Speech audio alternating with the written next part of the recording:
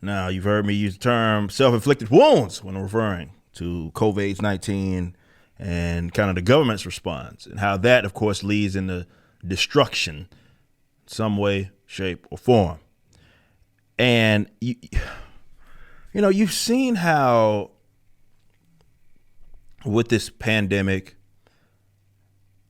like particularly the Democrats, I think it's more unique to them because they will advocate a policy that is self-destructive. This COVID stuff is just the latest one.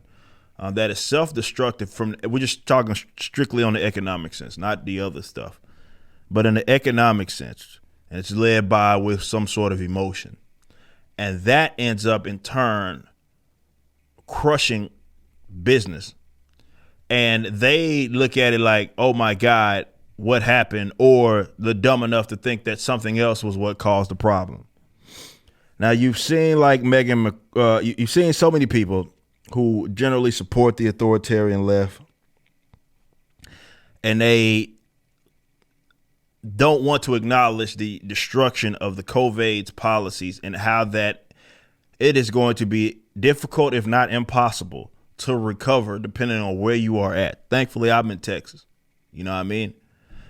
So we didn't have much of a problem outside of the beginning of this whole dumb shit.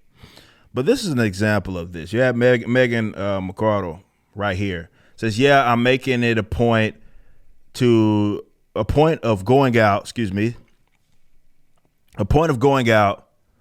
to eat every week, both shake pandemic atrophy and to support local restaurants. I'm eating in a lot of nearly empty restaurants. I don't know if it's Omicron fear, remote work, or folks just out of the habit, but things are not normal. And they talk about this return to normalcy, and they don't want to, I don't want to say they don't, some people don't, want to acknowledge what the problem is. Shout out to Nate Silver, who did a great job of just, and the rest, we're talking about restaurants. Looking at this application, Open Table, I've used this to book, obviously, reservations out here many times for me and Lady Ripper. And he says, Open Table restaurant reservations in 2022 as compared with January 2019. And you can see these areas that had loosened the restrictions or didn't have them ever at all. And then in comparison to the people that played the doom and gloom and, oh my God, you can't go out without a jab, or you can't go out without a mask. You got to do all of these stupid shit in order to be able to go do stuff. Miami is up 14% since January 2019. Again, so January 2019 is technically before the pandemic. Las Vegas up 1%. Houston, I know it's in Texas, down 13%, but Houston's ran by a bunch of fucking brainless leftists. Denver, 26%. LA down 26%. LA down 41%. Boston down 48%. Brooklyn down 55%. DC down 59%. Manhattan's down 64%. Cambridge, Massachusetts is down 75%. San Francisco's down 66%. And you see that this is it gives perspective. Like, this isn't everything, right?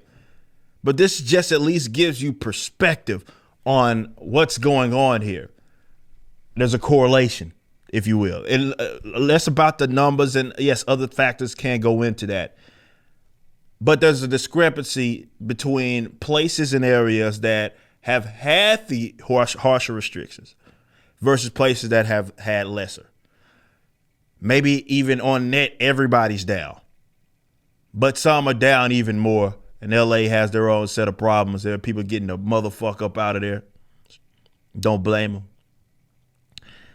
But this is yet another thing, another issue of a government-induced problems. And the doom and gloomers who sold this fucking sham don't ever want to concede that it's their fault.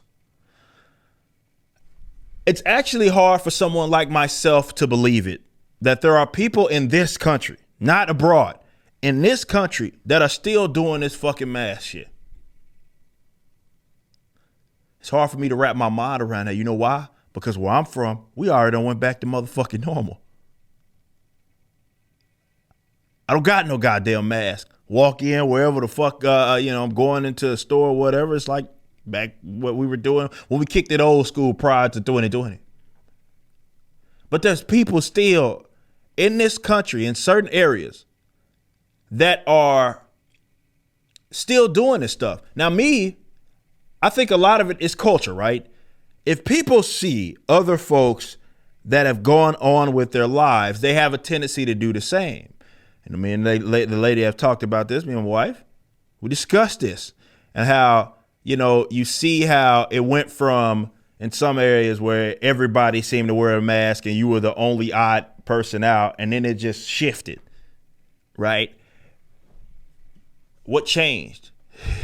Well, once you stop giving a fuck, then people around you stop giving a fuck. This is how it works.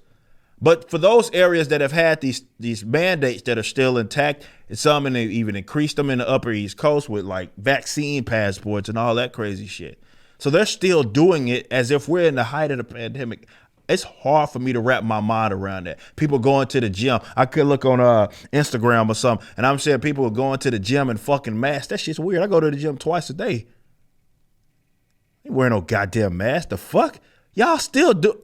But I have to remember, well, I'm in Texas, North Texas, outside of the city at that. And these other cats are in a lot of these areas where they had never stopped. And it's led to destructive policies in the restaurant business. It's led to destructive policies in like the sort of the gig, really all the gig industries, but like with music and stuff. Because I know me and my bandmate Alice was talking about this yesterday. I refuse. We talking about like, what's the plan with this next album? And I was like, dude, I just don't foresee a situation where we're going to be able to tour up north. And he was like, yeah, because ain't no fucking way we playing at a place that will require the people that will come to the show to have some proof of vaccine or a negative test. So fuck them. Fuck that. Fuck the venue. Fuck the city that it's in that may have a rule set intact. Fuck that. But that's ruined a lot of these different industries. This is why we continue to say that this is when the people, it's culture, bro. When the people decide it changes, it will change. But politicians, particularly the authoritarian left, because they've been the ones selling the doom and gloom for the most part, they will never admit, they'll blame other things, capitalism. They'll blame even though, again, when you talk about heavily regulated markets, that's antithetical to what capitalism is, but they're retarded, so it doesn't click for them. But they advocate destructive policies, and they'll never own up to it. It's, well, something else is the problem. Oh, it's your problem. It's your fault. God blame me. It's your fault because you're not vaccinated while we still doing that. I was like, wait a minute. They're like, well, it's why this pandemic's still going on. I was like, for a lot of us, the pandemic's been over a long time ago. Hell, if it ain't for some of us, depending on where you're at, it never started. But for us, we done fucking been around. We done got back to our business. What you talking about? It's over. It's been over. Maybe not it'll be over for you in your eyes, but it's been over for us. Blame yourselves. Blame yourselves, and I really do feel for the people that are out there that have had their businesses just utterly destroyed. And it's not their own fault. It's the government's fault, or rather the state's fault, and the people that have advocated for certain policies that have been destructive to your industry. Those guys are evil, pieces of shit, and I don't think anybody should mince for words for these types.